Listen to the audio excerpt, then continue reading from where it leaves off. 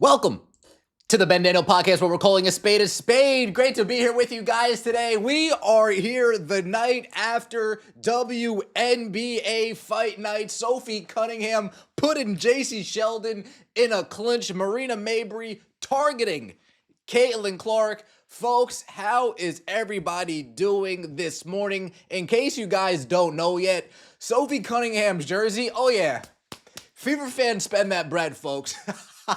Sophie Cunningham's jersey out of stock. Look at that. No size in stock. A small, a medium, a large, an extra large, a double XL. You're going to have to get one custom made. Sophie Cunningham stands up for Caitlin Clark, and overnight, her jerseys are selling like hotcakes. Sophie Cunningham, salute to you. We see some new angles of this hit on Caitlin Clark. Let's start over here. This looks very bad, especially when you, boom, play it at full speed, right? Especially when you play it at full speed. Now, I got to tell you something right here, guys. Tina Charles was going to do something herself if Marina Mabrey hadn't beat her to the punch. You guys realize that? Tina Charles would have done something herself had Marina Mabrey not beat her to the punch. But Tina, you got you got to be quicker than that. You got to be quicker than that. Tina Charles, sit down, Tina Charles, please, sit down. Sit down. You ain't gonna do squat diddly. Another thing that we saw coming out of the blowback from last night, dude, when that play actually took place, when that play actually took place, Sophie Cunningham was ready to jump off the bench right then and there. Sophie was ready to jump off the bench right then and there. Look at this. Boom, Marina Mabrey gets hit. And then what do you see right here? You see the picture. You see the picture on the left-hand side over there. Yeah, Austin Kelly holding Sophie Cunningham back. Hey, Sophie, we're I know you want to get after it. I know you're about that action, but you got to stay right here on the sideline. Seriously, no one can say Caitlin Clark isn't targeted. Girl just got poked to the eye, thrown to the ground, and was still given a technical foul. Marina Mabrey was not ejected. These officials are absolutely terrible. I don't know if I wanted to say absolute trash, but I went to absolutely terrible. I thought that would be a better... These referees are awful, and they continue to allow this physical play to transpire, and I will continue to say someone's going to end up getting punched in the face, and that will be the only thing that changes this. Real brawls, real altercations are going to need to take place if the officials don't get a hand, because these ladies are fed up. These ladies are fed up with the type of targeting that is going on in this league, and more specifically, the targeting that is going on for the Indiana Fever. Caitlin Clark, every single play, somebody else is trying to get a come up. Every single game, somebody else is trying to get their name up, get their fame up, get their change up on the back of assaulting, attacking, hitting Caitlin Clark. It's that simple.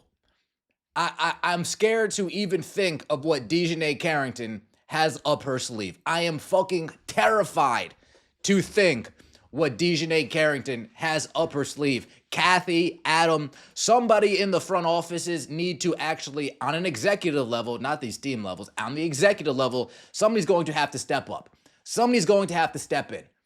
Because if this continues to happen, fans are going to continue to only watch one team. That's not going to help anybody in the CBA. And these ladies really think that Caitlin Clark's going to be walking in with a smile on her face to stick up for these chicks? I got news for you guys. No, she won't. When Michael Jordan went into the CBA negotiation rooms in 1998, that's already what? 13 years after the fact he got drafted.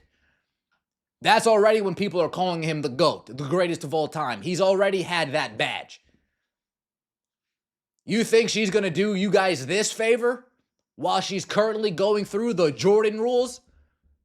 You must be out your damn mind, ladies. You ladies must be out your damn mind. You thought she was going to go to Unrivaled? You guys think you're going to make another play for her for Unrivaled in the offseason? Hey, Kaylin, here's $2 million. Are you crazy? Here's $5 million. Are you out your mind? Here's $10 million. Take that $10 million, turn it around, shove it sideways right up your own ass. These ladies there's no big picture for these players in this league. They only see jealousy. They only see tunnel vision. They only see red. They only see attack, attack, attack, attack, attack. Nobody has any type of common sense. Nobody has any type of business sense. It's like I'm not even going to say a pit bull because I got a couple nice pits that are very calm dogs. It's like a wild dog. There it is. Like a wild dog that just gets let off the leash when it sees some fucking food. It's ridiculous. The things that go on in this league is absolutely ridiculous. We got Marina Mabrey. This is Marina Mabrey's second dust-up with Caitlin Clark, by the way. In case you guys don't remember, last year in the playoffs, her and Caitlin Clark had a very similar dust-up where Marina Mabrey just decides to body check the Indiana Fever and Caitlin Clark. That was last year in the playoffs. Fast forward to this year, time for an encore, I guess Marina Mabrey was saying time for an encore. These refs have no control. This league has no control. It's the inmates running the asylum here in the WNBA. And then the WNBA is going to go out and tweet, 3 stars powered the Indiana Fever. The trio of Caitlin Clark, Kelsey Mitchell, and Natasha Howard. Of course, you want to know the funniest part of all this? Allegedly, shit goes down in Indiana. That seem out of sorts when it comes to the Chicago Sky. And what did the WNBA do? Oh, we're looking right into it. They're typing a whole essay. They're typing a whole think piece about what maybe transpired in nothing about what happened last night from the WNBA. Nothing what happened last night from the WNBA communications team. It's funny. It is very funny, is it not? This league is just full of hypocrisy. This is your post-trash league. Go follow Chick Stick Scars. Time to issue a statement on the assault going on in your league since you issued one for rumors. Read the words. You read the words. Look at this. Look at Sophie putting JC Sheldon in a clinch. Right? We don't grab hair here on the Indiana Fever, Bria Hartley. We don't grab hair over here on the Indiana Fever, Dejanay Carrington. We can't let you get close. You want to come up, you're gonna have to deal with the clinch. You want to run up on Sophie Cunningham, you're gonna have to deal with the clinch. It is what it is. We won't start the fight, but we'll finish it. We won't start the fight, but we will finish it. I too caught a glimpse. Do not find Stephanie White. Yeah, Stephanie White went in on the officials. We'll talk about that very shortly. Let's talk about your 3 referees. Those 3 ladies last night, they had no clue. Those 3 ladies last night had no clue what was transpiring. They were far in over their heads, thinking that they could get a hold on that game. And then you read the end of game report, and it's just nonsense after nonsense after nonsense after nonsense. You read the end of game report, and they don't even know how to lie to our faces and make it seem legitimate. They don't even know how to try to make it seem fair. Let's see. Do we got this up? Perfect. Look at this.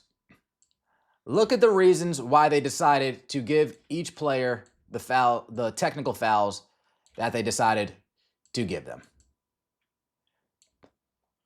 Why was JC Sheldon's foul upgraded to a flagrant 1? In the judgment of the officials, the foul by Sheldon was unnecessary. The contact to Caitlin Clark's face. Furthermore, there was wind-up and impact, and the contact to face carries a potential for injury.